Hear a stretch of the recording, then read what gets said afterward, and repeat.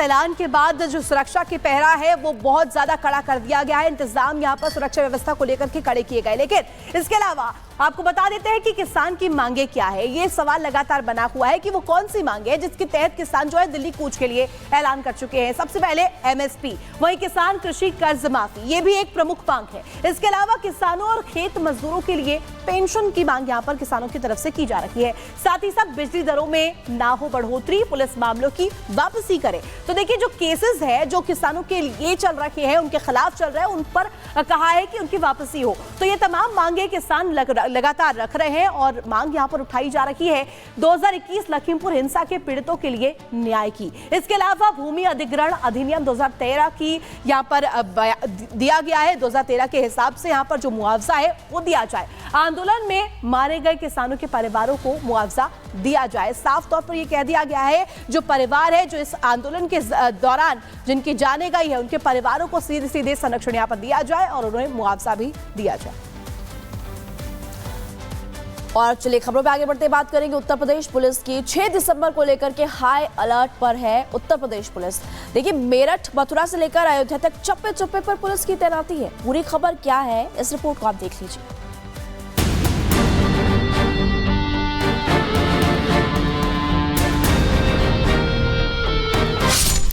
6 दिसंबर पर high alert, चप्पे चप्पे पर पुलिस सतर्क। मेरठ से लेकर मथुरा हर तरफ पुलिस का पहरा। यूपी में 6 दिसंबर को देखते हुए सुरक्षा के कड़े इंतजाम किए गए हैं। 6 दिसंबर यानी कि वो तारीख जब 1992 में अयोध्या में विवादित ढांचे को गिराया गया था। यूपी सरकार आज किसी भी ऐसी घटना को होने नहीं देना चाहती जिससे प्रशासन पर किसी भी तरह के सवाल खड़े हों। बेहद कड़े सुरक्षा पहरे के बीच अयोध्या में धार्मिक आयोजन किए जा रहे हैं। रामनगरी अयोध्या में 6 दिसंबर को लेकर सुरक्षा को सख्त कर दिया गया है। अयोध्या की सुरक्षा बेहद खास संवेदनशील बनी हुई है। अयोध्या में आने जाने वाले प्रवेश मार्गों पर चेकिंग अभियान चलाया जा रहा है। साथ ही सीसीटीवी और ड्रोन कैमरों के माध्यम से पूरी अयोध्या पर नजर रखी जा रही है। सिर्फ अयोध्या ही नहीं बल्कि पूरे यूपी को हाई अलर्ट पर रखा गया है। मथुरा की बात करें तो पुलिस पूरी तरह से मुस्तैद नजर आ रही है। शहर के प्रमुख चौराहों पर पुलिस मौजूद है। साथ ही मथुरा डीएम ने मथुरा में धारा 163 लगा दी है। जन्मभूमि में हमारी ऑलरेडी सुरक्षा व्यवस्था पुख्ता है और उस पर हम लोग सतर्क नहीं रहे। और खासकर सोशल मीडिया आजकल सबसे बड़ा तंत्र हो गया है। सोशल मीडिया की कहीं कट पेस्ट करके इधर उधर की चीजें जोड़ दी जाती हैं, कई बार पुरानी चीजों को जोड़ दिया जाता है। तो हम लोगों की पूरी निगाह है सोशल मीडिया पर भी। कोई अनावश्यक खबरें हो तो हमें बताएं, पुलिस को बताएं, प्रशासन को बताएं, हम लोग उसका संज्ञान लेंगे और अगर किसी ने कोई गलत कृत्य किया है तो उसके खिलाफ जो भी विधिक कार्रवाई है हम लोग करेंगे। बीते कई दिनों से हिंसा की आग में सुलग रहे संभल में अभी भी कई जगहों पर हालात तनावपूर्ण हैं। यही वजह है कि आज संभल में कुछ भी अप्रिय न हो, इसके लिए पुलिस ने इलाके को किले में तब्दील कर दिया है। संभल जिले में भी पुलिस हाई अलर्ट जारी की है। जामा मस्जिद के पास और शहर में जगह जगह पुलिस पीएससी तैनात कर दी गई है। डीएम और एसपी ने दोनों समुदाय के जिम्मेदार लोग और धर्म गुरुओं के साथ बैठक कर शांति बनाए रखने की अपील की है। प्रदेश में प्रमुख धार्मिक नगरियों में से एक वाराणसी में भी पुलिस संवेदनशील जगहों पर पैनी नजर बनाए हुए है। वाराणसी के यूपी कॉलेज पर भी पुलिस का कड़ा पहरा है। दरअसल बीते जुमे को यहाँ सैकड़ों की संख्या में लोग नमाज अदा करने पहुँचे थे, जिसे देखते हुए आज यहाँ सुरक्षा की विशेष व्यवस्था की गयी है। अयोध्या, मथुरा, काशी ही नहीं, यूपी पुलिस हर उस शहर में अलर्ट पर है जहाँ जहाँ कुछ भी गड़बड़ियों की भनक थी। लखीमपुर खीरी, अम्बेडकर नगर, बरेली और मेरठ बुलंदशहर में पुलिस लगातार गश्त लगा रही है। जातिगत संघर्ष और सांप्रदायिक संघर्ष ऐसे प्रकरणों में चौकी इंचार्ज अपना सजगता दिखाएं, थाना प्रभारी सजगता दिखाएं और सूचनाओं का आदान प्रदान त्वरित हो।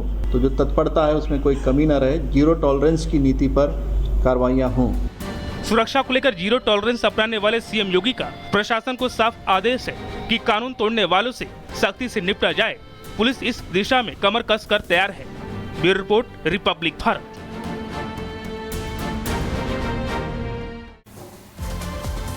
और चलिए बढ़ेंगे आगे और बात करेंगे राहुल गांधी की। राहुल और सोरोस एक है, ये कहा जा रहा है बीजेपी की तरफ से। और जिस तरीके से कांग्रेस जो है अडानी मुद्दे को जोर शोर से उठा रखी है, इसको लेकर के भी बीजेपी हमलावर है। कह रहे हैं कि जॉर्ज सोरोस के ही एजेंडे पर कांग्रेस काम कर रही है। देखिए, जॉर्ज सोरोस की बात करें, ओपन सोसाइटी फाउंडेशन के जरिए वो OCCRP को फंडिंग किया करते थे। अब बीजेपी का यह दावा है कि OCCRP और राहुल गांधी दोनों ही भारत को अस्थिर करने की कोशिश कर रहे हैं।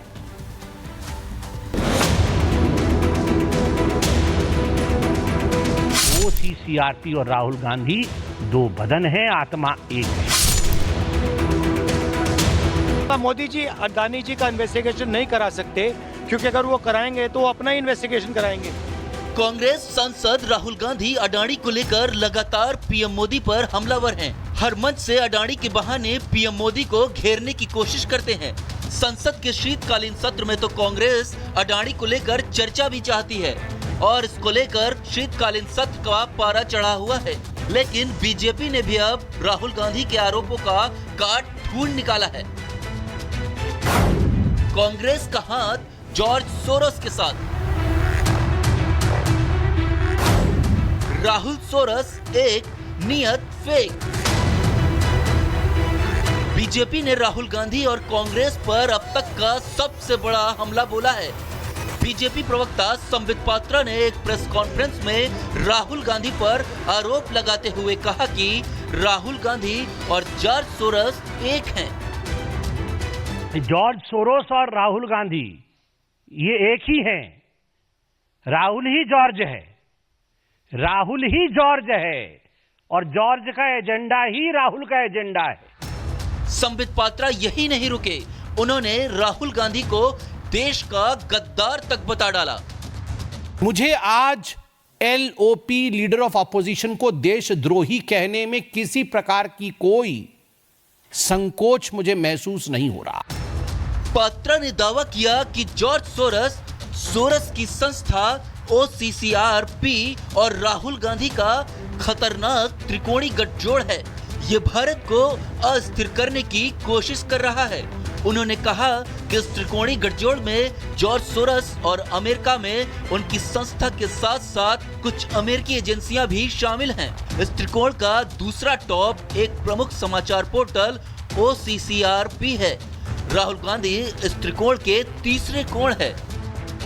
अब ये OCCRP क्या है? Organized crime corruption reporting project. America में जो डीप स्टेट है, जो कुछ ऐसी एजेंसीज अमेरिका के अंदर छुपी हुई हैं, जो कहीं ना कहीं अन्य राज्यों में, अन्य जगहों पे इंस्टेबिलिटी चाहती हैं, उनके द्वारा फंड लेने के कारण उनके इंटरेस्ट के लिए काम करती है ये OCCRP। अब हम आते हैं इसके सबसे महत्वपूर्ण कोण की तरफ, राहुल गांधी। आपको बता दें कि अमेरिकी अरबपति जॉर्ज सोरोस प्रधानमंत्री नरेंद्र मोदी के बड़े आलोचकों में से एक हैं। बीजेपी ने कई बार कांग्रेस पर सोरोस से संबंध रखने का आरोप लगाया है। राहुल की भारत जोड़ो यात्रा में सोरोस के एक सहयोगी की शामिल होने को लेकर भी जमकर सियासत हुई थी और कांग्रेस पर बीजेपी ने निशाना साधा था। वहीं राहुल गांधी के अमेरिकी दौरे को लेकर भी बीजेपी ने हमला बोला था। बीजेपी का आरोप था कि राहुल अमेरिका में सोरोस के सहयोगी से मिले थे। दरअसल अडानी को लेकर हिंडनबर्ग की रिपोर्ट सामने आने के बाद से सोरोस ने एक लेख लिखा था। इस लेख को लेकर भारत में जमकर सियासत हुई। कांग्रेस और बीजेपी ने एक दूसरे पर जमकर निशाना साधा। अब फ्रांस के एक अखबार ने दावा किया है कि OCCRP की रिपोर्ट तटस्थ नहीं है और इसे अमेरिकी कारोबारी